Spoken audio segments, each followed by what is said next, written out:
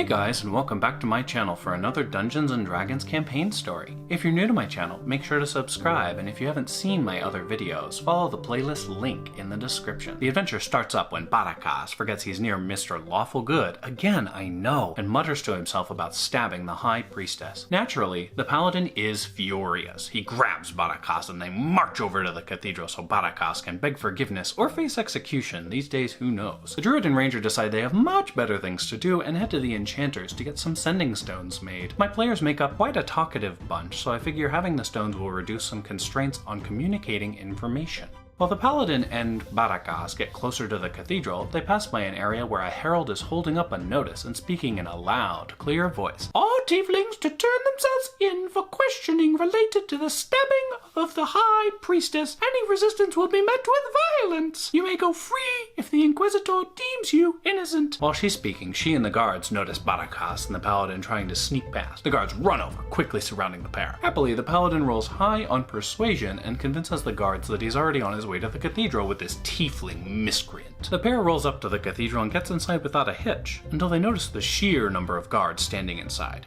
The paladin barely manages to persuade the guards to stand out of earshot before he urges Barakas to seek a pardon. His persuasion attempt critically fails. Happily, the high priestess is in an extortionist mood and says she'll consider forgiving Barakas if he pays 1,000 gold as tribute. He partially successfully makes a counteroffer for 700 gold on the condition that he has to complete one task of the high priestess choosing. That's when you know reality is about to get messed up. To ensure his adherence, the high priestess painlessly burns imprints of Barakas' hands onto her book before telling them in no uncertain terms to get the out. The druid enters the enchanter's store first since he is an irate melf that hates our ranger. She orders the sending stones and notices some footprints leading up to and under the solid counter. She tries to inspect the counter but rolls a natural one and lovingly pets it as its texture is so silky smooth. This irritates the already angry enchanter. The ranger comes in and starts dancing but rolls low on her performance check. The druid encourages the ranger to check out the counter, but between the antics and the stone's completion, the ranger and druid both left. Everyone meets up in front of the enchanter's store and Barakas pitches the idea of valiantly tackling the blight together.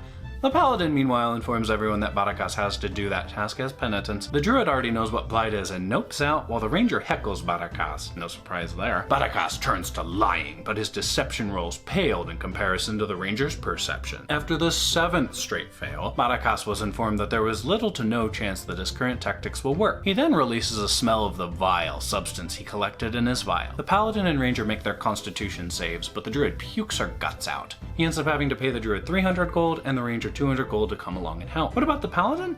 He signs up for free. Charity and those lawful oathkeeper types. The party sets out on yet another adventure. Before they reach the forest, though, they run into a one-armed dwarf on his last legs. The players heal and wake him back up, only to find out that some lizard folk have taken over a nearby mine and are torturing and killing dwarves. Barakas offers the dwarf some human meat he had been saving, only to have it swatted into the dirt. The dwarf is capable of getting himself back to town, so the players venture into the forest while Barakas keeps complaining about the waste of perfectly good meat. When the party reaches the forest, something is clearly wrong. There is no sound of wildlife, only silence and the crunching of leaves under their feet. The ranger, with passive perception like you wouldn't believe, sees a dryad watching them from the trees, but she vanishes before the party can get a good look.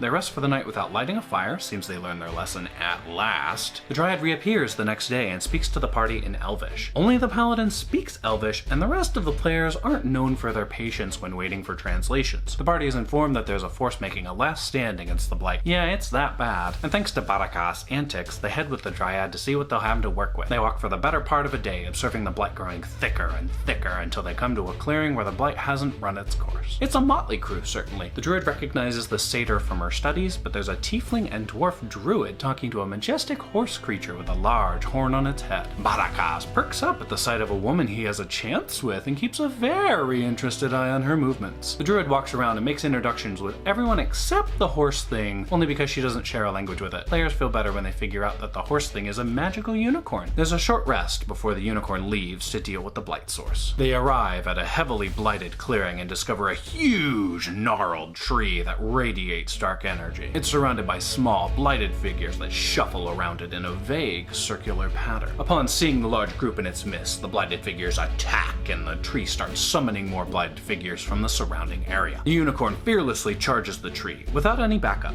Come on, horsey, don't make dumb tactical decisions. The druid and paladin dash in behind the unicorn to prevent it from getting flanked and murdered. The ranger, Barakas, other druids, and satyrs deal with the summoned blights at range. Barakas accidentally shoots the tiefling druid in her back on a failed attack. So much for that courtship. The forest forces manage to destroy the tree's body, but then two corrupted treants emerge from its corpse and attack. After a really resource-intensive pair of battles, the players and their acquaintances are victorious, but notice that the dryad was squashed flat during the fighting. The unicorn offers to take the party towards Peaceland, but they're still on a mission to investigate rumors of lizard folk holding dwarves hostage in a nearby mountain. Thank you guys so much for watching. If you enjoyed this video, please give it a big thumbs up. If you haven't, make sure to hit that subscribe button and ring the little bell so you get notified when I post. I'll see you guys next time.